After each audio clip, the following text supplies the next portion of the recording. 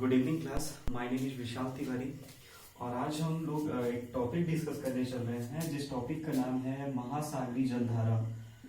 ये टॉपिक हर पेपर में बड़ा एग्जाम पॉइंट, अगर एग्जाम के पॉइंट ऑफ व्यू से देखा जाए तो बड़ा ही इंपॉर्टेंट टॉपिक होता है, क्योंकि हर पेपर में इनसे एक क्वेश्चन, एक या दो क्वेश्चन हर बार बनना तय होता है। चाहे वो कोई भी एग्जाम हो, एसएससी, सीपीओ हो, एसएससी, सीजीएल हो, कोई ना कोई एग्जाम, जितने भी एग्जाम होते हैं कोई ना कोई क्वेश्चन जरूर आता है। जैसे अगर हम लोग बात करें महासागरी जलधारा होती क्या है, तो सबसे पहले महासागरी जलधाराओं के बारे में जानते हैं। तो महासागरी जलधारा कहते किसे हैं? तो महासागरों में, ओशियंस में, महासागरों में जो जल होता है उस जल का एक निश्चित दिशा में आगे बढ़ना, एक सर्टेन डायरेक्शन में आगे बढ़ना, एक निश्चित दिशा में उसका आगे बढ़ना क्या कहलाता है? महासागरी जलधारा कहलाता है। जैसे हम लोग जानते होंगे एक टॉपिक होता है हवाएं। हवाओं के टॉपिक में देखा जाता है कि जब पवन का संचार जो स्थलीय मार्ग पर एक निश्चित दिशा में होता है उसके अकॉर्डिंग उसको गर्म एवं ठंडी हवाओं में बांटा जाता है। सेम इसी प्रकार से अगर महासागरों में जल की एक निश्चित दिशा में जल आगे बढ़ता है तो उसे हम लोग क्या कहते हैं? महासागरी जलधारा कहते हैं। महासागरी जलधारा से क्या क्या क्वेश्चन आते हैं? तो सबसे पहले आता है महासागरी जलधारा यानी जल एक निश्चित दिशा में बढ़ता क्यों है? तो इसके कई सारे कारक हो सकते हैं। यानी अगर आपसे कभी क्वेश्चन ऐसा पूछा जाए कि महासागरी जलधारा की उत्पत्ति का कारण क्या होता है, तो सबसे पहले आप बात करते हैं तो उत्पत्ति के कारण में सबसे पहला और सबसे इंपॉर्टेंट कारक होता है पृथ्वी का परिभ्रमण। पृथ्वी का परिभ्रमण, एक होती है परिक्रमण और एक होती है परिभ्रमण। परिक्रमण किसे कहते हैं? तो परिक्रमण कहते हैं जो सन के चारों तरफ घूमती है, क्योंकि परिक्रमा होती है जब भगवान के पास हम दर्शन करने जाते हैं तो उनकी परिक्रमा करते हैं। परिक्रमा का मतलब चारों ओर, परिभ्रमण का मतलब अपने अक्ष पे जो स्पिन होती है। तो परिक्रमण पे डिपेंड नहीं होता है, परिभ्रमण पे डिपेंड होता है। दूसरा क्या होती है? जो दाब में भिन्नता पाई जाती है, यानी जो डिफरेंस होता है। डिफरेंस किसमें? प्रेशर में। जैसे आप देखोगे कि पृथ्वी को कई सारे प्रेशर बेल्ट में बांटा गया है। अगर आप 0 डिग्री अक्षांश से या 0 डिग्री लेटीट्यूड से अगर 5 डिग्री नॉर्थ या 5 डिग्री साउथ में चलें तो उसके बीच के एरिया को कहा जाता है उष्ण कटिबंध क्षेत्र। उष्ण कटिबंध क्षेत्र का जो प्रेशर बेल्ट होता है वो लो प्रेशर बेल्ट होता है। उसके बाद जैसे जैसे हम आगे बढ़ेंगे कहीं हाई प्रेशर कहीं लो प्रेशर, क्योंकि लो प्रेशर हाई प्रेशर पे जगह जगह बटे होते हैं। तो जो दाब में भिन्नता होती है वो दाब में भिन्नता भी इसमें फैक्टर डालती है महासागरी जलधारा के ओरिजिन में। तीसरा क्या पूछा जाता है? तीसरा क्या हो सकता है? तो तीसरा जो डेंसिटी में, घनत्व में भिन्नता होती है, क्योंकि समुद्र के पानी में जगह जगह कहीं खारापन ज्यादा होता है, कहीं खारापन कम होता है, कहीं नदियां जहां ज्यादा होंगी वहां खारापन होगा, कम होगा। तो इस प्रकार से घनत्व में भी भिन्नता होती है। चौथे नंबर पे क्या पूछा जा सकता है? तो चौथे नंबर में एक आता है टेम्परेचर में जो भिन्नता होती है, ताप में जो भिन्नता होती है। ताप में भिन्नता का मतलब क्या है? जैसे आप देखोगे उष्ण कटिबंध में ज्यादा गर्मी पड़ेगी, उपोष्ण में उससे थोड़ी कम गर्मी पड़ेगी, शीतोष्ण में थोड़ी और कम गर्मी पड़ेगी यानी ठंडी ज्यादा पड़ेगी, और शीत में चले जाएंगे तो बहुत कम गर्मी होगी अर्थात ठंडी ज्यादा होगी। तो जो टेम्परेचर में भिन्नता होती है, जो दाब में भिन्नता होती है, जो घनत्व में भिन्नता होती है और जो पृथ्वी का परिभ्रमण है, ये 4 से 5 बड़े फैक्टर होते हैं जो किसकी ओरिजिन के कारक बनते हैं? तो जो ओशियन करंट के ओरिजिन के कारक बनते हैं। हम लोगों से पूछा जा सकता है। तो पहला हम लोगों ने जाना महासागर में जो जलधारा कहते किसे हैं? तो महासागरों में जल का एक निश्चित दिशा में आगे बढ़ना महासागरी जलधारा कहलाता है। महासागरी जलधारा की उत्पत्ति के कारक क्या होते हैं? तो सबसे पहला कारक होता है पृथ्वी का परिभ्रमण, दूसरा आता है दाब में भिन्नता, तीसरा होता है घनत्व में भिन्नता और चौथा होता है तापमान में भिन्नता, टेम्परेचर में जो डिफरेंस होता है जगह जगह पे। हम लोग कभी पढ़ेंगे इसको, टेम्परेचर में डिफरेंस किस तरीके से, कैसे इसको बांटा गया है, इससे रिलेटेड पूछा जाएगा। तो अगला आपसे क्या पूछा जा सकता है? अगला आपसे पूछा जा सकता है तो अगला आपसे पूछा जा सकता है ये कि महासागरी जलधाराएं कितने टाइप की होती है। तो महासागरी जलधाराएं इनके रूप के आधार पर ये किस दिशा में बह रही हैं, किस ओर बह रही हैं, इसके आधार पर अगर बात की जाए तो ये 2 प्रकार की होती हैं। पहला क्या होगी? तो गर्म जलधारा, दूसरी क्या होगी? तो ठंडी जलधारा। इसको याद करना बहुत आसान है। देखिएगा कैसे आसान है। ये है अर्थ।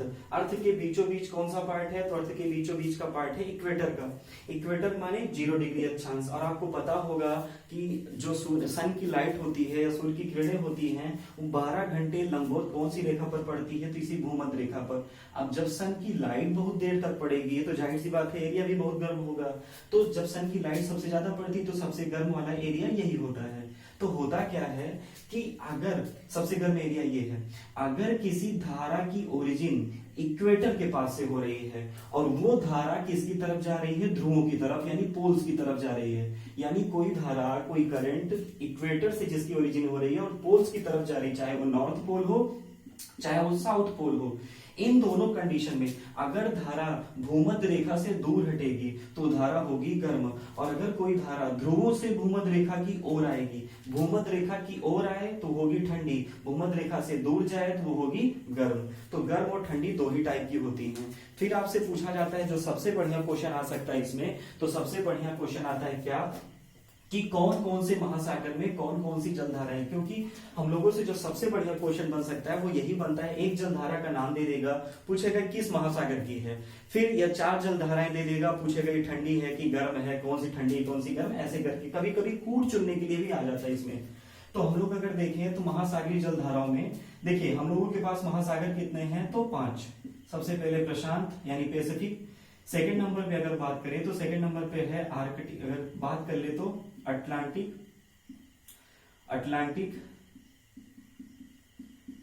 थर्ड नंबर पे अगर बात कर ले तो इंडियन ओशियन यानी हिंद महासागर, इकलौता ऐसा महासागर जिसका नाम किसी देश के नाम पे रखा गया है। चौथे नंबर पे अगर बात कर ले तो आर्कटिक। और 5वें नंबर पे बात कर ले तो अंटार्कटिक। देखिएगा या इसमें एक थोड़ा सा अच्छा हो जाता है केस, क्या अच्छा हो जाता है कि आर्कटिक और अंटार्कटिक से कोई भी महासागरीय जलधाराओं की उत्पत्ति से रिलेटेड क्वेश्चन आज तक नहीं आया, न पूछा जाता है, क्योंकि ये दोनों ठंडे ही हैं। और ठंडे इलाकों से जब ये ठंडे हैं तो अधिकतर ये बर्फ में कन्वर्ट रहते हैं। जब आप बताइए बर्फ में कन्वर्ट रहेंगे तो क्या इसमें जो पानी होगा वो किसी एक निश्चित दिशा में बहेगा?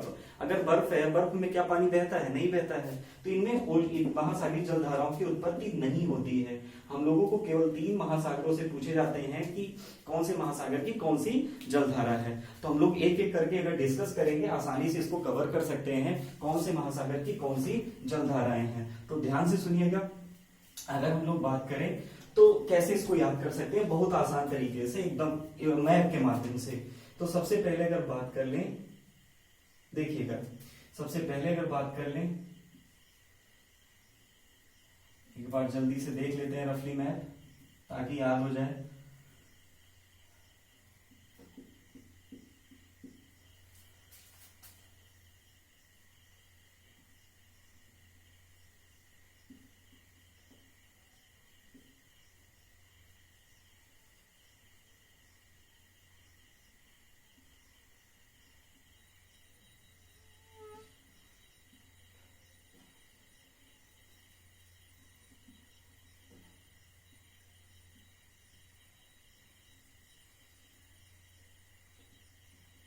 देखिएगा बस ये अफ्रीका।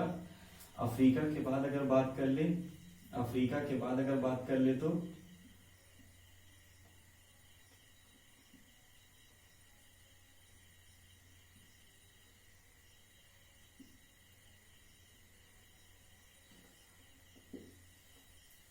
देखिएगा इधर एशिया खत्म हो रहा है, एशिया का थोड़ा सा पार्ट यहाँ है और ये है ओशोनिया कॉन्टिनेंट। ओशोनिया कॉन्टिनेंट ऑस्ट्रेलिया के नाम से भी जाना जाता है, लेकिन उस ओशोनिया कॉन्टिनेंट में 5 अलग अलग देश हैं। ऑस्ट्रेलिया है, न्यूजीलैंड है, माइक्रोनेशिया है, मैक्रोनेशिया है और पॉलिनेशिया है। क्योंकि सबसे बड़ा ऑस्ट्रेलिया है, इसका नाम ऑस्ट्रेलिया ही कह दिया जाता है, लेकिन वैसे इसका नाम क्या है? तो ओशोनिया कॉन्टिनेंट है। तो ओशोनिया का आधा पार्ट ये है और आधा पार्ट यहाँ पर बना हुआ है। ठीक, ये अफ्रीका का पार्ट है। ठीक, ये अफ्रीका, ये हो गया यूरोप का पार्ट, यूरोप के बाद ये हो गया एशिया का पार्ट। एशिया में जो पार्ट यहाँ नहीं है वो इधर आ गया है, एशिया। ये एशिया यानी रसिया का पार्ट ये है एशिया का ही। ये नॉर्दर्न अमेरिका यानी उत्तरी अमेरिका, ये दक्षिणी अमेरिका, ये दक्षिणी अमेरिका। और इसके बाद ये वाला है ऑस्ट्रेलिया का पार्ट। ठीक, इधर भी ऑस्ट्रेलिया। यहाँ पर कौन सा है? यहाँ पर एक छोटा सा आइलैंड है, छोटा क्या, इंडियन ओशियन का सबसे बड़ा आइलैंड है मेडागास्कर। कौन सा? Madagascar island. ये कौन सा है? विश्व का सबसे बड़ा आइलैंड है जिसका नाम क्या है? ग्रीनलैंड। विश्व का सबसे बड़ा आइलैंड जिसका नाम है ग्रीनलैंड। तो एक एक करके अगर बात करें तो सबसे पहले देखते हैं हम लोग, ये बीचों बीच हो गई इक्वेटर वाली लाइन। ये कौन हो गई? इक्वेटर वाली लाइन। इक्वेटर लाइन पे कुल कितने कंट्रीज हैं? इक्वेटर लाइन पे कुल कितने देश हैं? तो 13 देश इस पे स्थित हैं। तो एक एक करके अगर हम बात करें तो सबसे पहले देखिएगा, इस वाले सेक्टर में हमको 3 ओशन के बारे में जानना है। तो सबसे पहला ओशन कौन सा होगा? ये वाला हिस्सा जिसके नॉर्थ में एशिया, जिसके पश्चिम में, उत्तर में बात कर ले एशिया, पश्चिम में बात कर ले अफ्रीका, दक्षिण में बात कर ले तो दक्षिण में अंटार्कटिका का क्षेत्र है, और पूर्व में अगर बात कर ले तो ऑस्ट्रेलिया का पार्ट है। इस वाले क्षेत्र में कौन सा महासागर होगा? तो इस वाले क्षेत्र में हिंद महासागर होगा। कौन सा? हिंद महासागर होगा। अगर यहां पर बात कर ले तो यहां पर कौन सा महासागर होगा? ये होगा अटलांटिक महासागर। कौन सा? अटलांटिक महासागर। और इधर की अगर बात कर ले तो ये कौन सा महासागर होगा? प्रशांत महासागर। जिसके अगर पश्चिम में बात कर ली जाए तो एशिया और ऑस्ट्रेलिया है, और पूरब में उत्तरी अमेरिका और दक्षिणी अमेरिका है। तो हमको 3 महासागर के बारे में बढ़िया से पढ़ना है, और 3 महासागरों से रिलेटेड क्वेश्चन पूछे जाते हैं, इनकी जलधाराओं से रिलेटेड। हम एक एक करके सबके बारे में जानते हैं। सबसे पहले हम लोग बात करते हैं इंडियन ओशियन के बारे में, यानी हिंद महासागरीय जलधाराओं के बारे में। सबसे पहले हम कौन सी जलधारा के बारे में बात करते हैं? हिंद महासागरीय जलधाराओं के बारे में बात करते हैं। तो ध्यान से सुनिएगा, मैंने एक कॉन्सेप्ट पहले से बता दिया है आपको कि अगर कोई जलधारा जो भूमध्य रेखा से दूर हटेगी वो होगी गर्म, अगर कोई जलधारा भूमध्य रेखा की ओर आएगी वो होगी ठंडी। तो ध्यान से सुनिएगा, इस वाले क्षेत्र में अगर बात करें तो हर जगह यहां पर कौन सी हवा बहेगी? उत्तरी विषुवत जलधारा। यहां कौन सी? हर जगह उत्तरी विषुवत जलधारा यहां बहेगी, दक्षिणी विषुवत जलधारा। सेम इसी टाइप से अगर बात कर ले अटलांटिक ओशियन में, यहां कौन सी बहेगी? उत्तरी विषुवत। यहां कौन सी बहेगी? दक्षिणी विषुवत। प्रशांत में भी बात कर ले, यहां बहेगी उत्तरी विषुवत और यहां बहेगी दक्षिणी विषुवत। तो उत्तरी विषुवत दक्षिणी विषुवत से रिलेटेड क्वेश्चन नहीं आता है क्योंकि ये हर जगह है। लेकिन ध्यान से सुनिएगा, उत्तरी विषुवत से जैसे हम अगर हिंद महासागर की बात कर रहे हैं तो हिंद महासागर से उत्तर की ओर, हिंद महासागर से, यहां इस छोटा सा मैं लिख देता हूं ताकि आपको आसानी से दिखे, ये है उत्तरी विषुवत। उत्तरी विषुवत से, अच्छा, उत्तरी गोलार्ध में जितनी भी हवाएं सब चलेंगी, जितनी भी हवाएं चलती हैं, जितनी भी जलधाराएं चलती हैं वो सब क्लॉकवाइज फॉर्म में चलती हैं, और दक्षिणी गोलार्ध में जितनी चलती हैं वो सब एंटी क्लॉकवाइज फॉर्म में चलती हैं। ये आपको कॉन्सेप्ट ध्यान रखना है। पहली चीज ध्यान रखना है कि जो जलधारा भूमध्य रेखा से दूर जाएगी वो होगी गर्म, जो जलधारा भूमध्य रेखा की ओर आएगी वो होगी ठंडी। उत्तरी क्षेत्र में, यानी इस भूमध्य रेखा के उत्तरी क्षेत्र में जो हवाएं बहेंगी वो होंगी क्लॉकवाइज, इस भूमध्य रेखा के दक्षिणी क्षेत्र में जो बहेंगी वो होंगी एंटी क्लॉकवाइज। तो सबसे पहले हिंद महासागर की बात कर रहे हैं। हिंद महासागर में अगर बात करें तो सबसे पहली जो जलधारा उठती है, केवल एक है उत्तरी क्षेत्र में, इसको कहा जाता है सोमालिया की जलधारा। कौन सी? सोमालिया की जलधारा। कौन सी? सोमालिया की जलधारा, क्योंकि अफ्रीका का इधर एक क्षेत्र भी, सोमालिया एक देश भी है।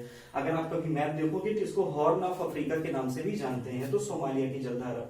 दक्षिणी क्षेत्र में अगर बात करें तो दक्षिणी क्षेत्र में यहां से जब जलधारा की ओरिजिन होती है दक्षिणी विषुवत से, तो दक्षिणी विषुवत से सबसे पहली से एक जलधारा आ जाती है जिसको बोलते हैं मेडागास्कर की जलधारा। कौन सी? मेडागास्कर की जलधारा। फिर इसके बाद जब आगे बढ़ती है तो यहाँ पर इसको क्या कहते हैं? अगुलहास की जलधारा। कौन सी? अगुलहास की जलधारा। अगुलहास की जलधारा जब थोड़ी और नीचे आएगी तो इसको क्या कहा जाएगा? मोजाम्बिक की जलधारा। कौन सी? मोजाम्बिक की जलधारा। कौन सी? मोजाम्बिक। देखिए, अगुलहास, मेडागास्कर, मोजाम्बिक, ये सब हिंद महासागर से हैं। अबुलहास और मोजाम्बिक जब ये आगे बढ़ती है तो एंटी क्लॉकवाइज मैंने बताया, तो एंटी क्लॉकवाइज जब राउंड अप चलेंगी, क्योंकि यहाँ पर ठंडा इलाका है तो उससे पहले ही घूमना शुरू कर देती हैं, और जब ये लोग घूमेंगी तो घूम करके दोनों मिल करके कहाँ पहुंचेंगी? ऑस्ट्रेलिया। तो ऑस्ट्रेलिया के कौन से हिस्से में? पूर्वी की पश्चिमी? तो देखिए ये वाला हिस्सा है पश्चिमी। तो पश्चिमी जब ऑस्ट्रेलिया में पहुंचती है तो इसको एक नाम दिया गया है। कौन सा नाम दिया गया है? पश्चिमी। कौन सा नाम दिया गया है? ध्यान से सुनिएगा, कौन सा नाम दिया गया है? पश्चिमी ऑस्ट्रेलिया की जलधारा। पश्चिमी ऑस्ट्रेलिया की जलधारा। अगर आपसे पूछ ले पश्चिमी ऑस्ट्रेलिया की जलधारा कैसी है, क्योंकि देखिएगा इसकी जो डायरेक्शन है वो भूमध्य रेखा की ओर आ रही है तो ये ठंडी होगी।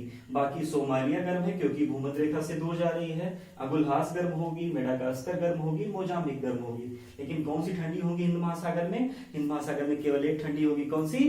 पश्चिमी ऑस्ट्रेलिया।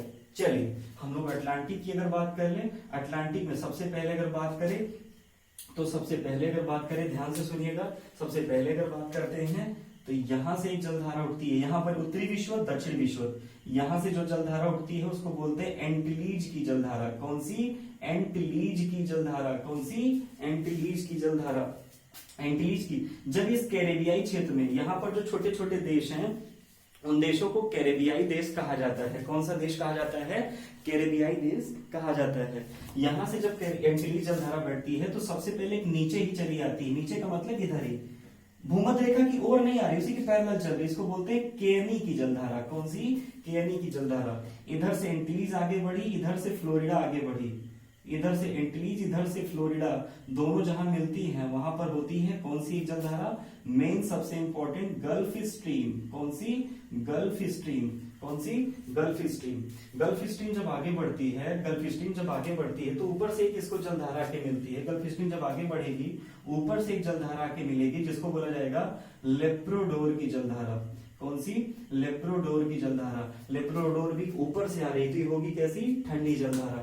जहां लेब्राडोर और ये मिलती है गल्फ स्ट्रीम, वहां एरिया बनता है न्यू फाउंडलैंड, और न्यू फाउंडलैंड वो एरिया है जहां मछली की सबसे अधिक पैदावार होती है, क्योंकि ये कनाडा का पार्ट है। तो सबसे बड़ी फिशरीज कहां पर है? तो गल्फ स्ट्रीम और लेब्राडोर के। ये गल्फ स्ट्रीम जब आगे बढ़ती है, तो गल्फ स्ट्रीम जब आगे बढ़ती है तो इसको यहां पर कहा जाता है उत्तरी अटलांटिक प्रवाह। कौन सी? उत्तरी अटलांटिक प्रवाह कहते हैं इसको। और उत्तरी अटलांटिक प्रवाह से सीधे जब चली जाएगी तो इसको कहा जाएगा नॉर्वे की जलधारा या इरमिंगर की जलधारा। ऊपर की तरफ जा रही है यानी भूमध्य रेखा से दूर हट रही, तो अपने आप जाहिर सी बात है गर्मी होगी, तो नॉर्वे की जलधारा या इरमिंगर की जलधारा।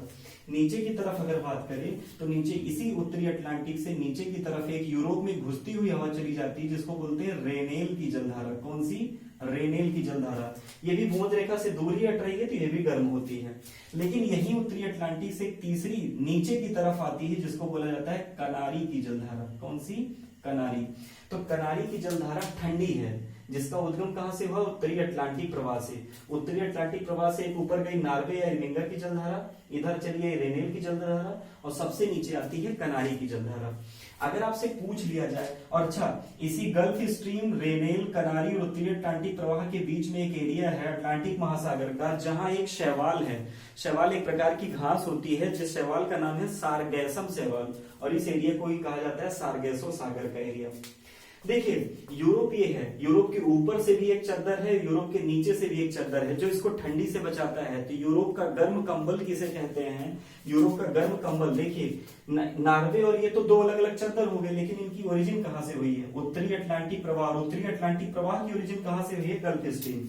या तो आपके ऑप्शन है, अगर यूरोप का गर्म कंबल आया किस जलधारा को कहते हैं? या तो उत्तरी अटलांटिक प्रवाह को कहेंगे या तो गल्फ स्ट्रीम को कहेंगे। एंटिलीज, केनी, फ्लोरिडा, गल्फ स्ट्रीम, लेब्राडोर, उत्तरी अटलांटिक प्रवाह, नॉर्वे या इरमिंगर, रेनेल और कनारी, जिसमें से लेब्राडोर और कनारी ठंडी है, बाकी सबके सब गर्म हैं। दक्षिणी अटलांटिक में अगर बात करें तो दक्षिणी अटलांटिक में बहुत कम है। सबसे पहले यहाँ पर दक्षिणी अमेरिका का एक देश है जिसका नाम है क्या? ब्राजील। तो यहाँ पर जो हवा है उसका नाम है ब्राजील की ही जलधारा। ब्राजील की जलधारा। ब्राजील की जलधारा जब नीचे आगे बढ़ती है तो नीचे की तरफ से यानी ध्रुवों की तरफ से एक हवा आती है जिसका नाम है फॉकलैंड की जलधारा। कौन सा? फॉकलैंड की जलधारा। ये भी ठंडी है। जहां फॉकलैंड और ये मिलेंगी इसको भी ठंडा धुआरे वाला क्षेत्र कहा जाता है, जहां मछली की पैदावार सर्वाधिक होती है। फिर अगर थर्ड नंबर पे बात करें तो यहां से यही ब्राजील की जलधारा जब आगे बढ़ेगी तो यहां से घूम करके एंटी क्लॉकवाइज घूमती हुई पहुंचेगी अफ्रीका में, और अफ्रीका के पास देखिए इसकी दिशा फिर किसकी तरफ हो गई? भूमध्य रेखा की ओर हो गई। और जब यहां पर पहुंचती तो इसको क्या कहा जाता है? तो इसको कहा जाता है वेगुला की जलधारा। कौन सी? वेगुला की जलधारा। कौन सी? वेगुला की जलधारा। तो देखिएगा अटलांटिक महासागर में अटलांटिक महासागर में चार ठंडी, कौन कौन सी? कनारी, लेब्राडोर, फॉकलैंड और वेगुला। बाकी एंटिलीज सबसे पहले ऐसे याद करिए, एंटिलीज से बगल नीचे गई केनी से थोड़ा ऊपर गई लेब्राडोर, कौन सी? ये फ्लोरिडा के अगर आगे बात करें तो इधर से गल्फ स्ट्रीम आगे चल करके लेब्राडोर आकर के मिल गई। फिर उत्तरी अटलांटिक सीधे चली गई तो नॉर्वे, इरमिंगर, बगल में चली आई तो रेनेल, और नीचे चली आई तो कनारी। ये यूरोप दोनों तरफ से ढक रहा है तो नॉर्वे, इरमिंगर और रेनेल के कारण, इसीलिए इसको यूरोप का गर्म कंबल कहते हैं। किसको? गल्फ स्ट्रीम को। चलिए प्रशांत महासागर पे अगर बात करें तो प्रशांत महासागर पे अगर बात करेगा तो प्रशांत महासागर में सबसे ज्यादा इसी में है, प्रशांत महासागर में इससे कम है। सबसे पहले अगर प्रशांत महासागर में बात करें तो यहां से एक बहती हवा जिसको बोला जाता है क्यूरेशियो की जलधारा। कौन सी? क्यूरेशियो की जलधारा।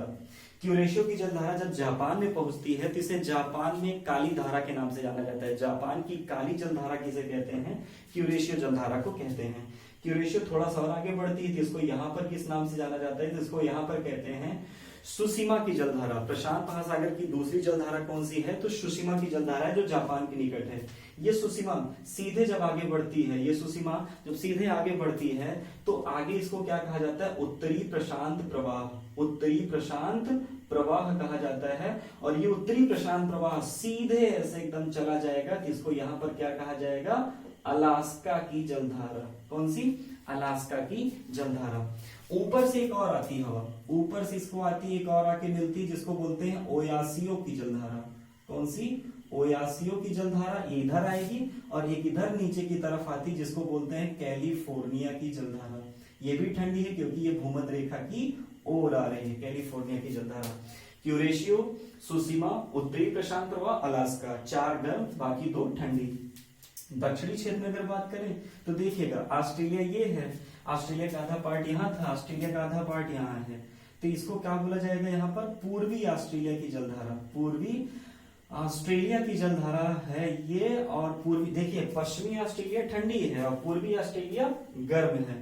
पूर्वी ऑस्ट्रेलिया की जलधारा और पूर्वी ऑस्ट्रेलिया से ऐसे घूमती हुई जब एंटी क्लॉकवाइज ऐसे घूमती हुई जाएगी, जब दक्षिणी अमेरिका पहुंचेगी तो इसको यहाँ कहा जाएगा पेरू या हम्बोल्ट की जलधारा। पेरू या हम्बोल्ट की जलधारा।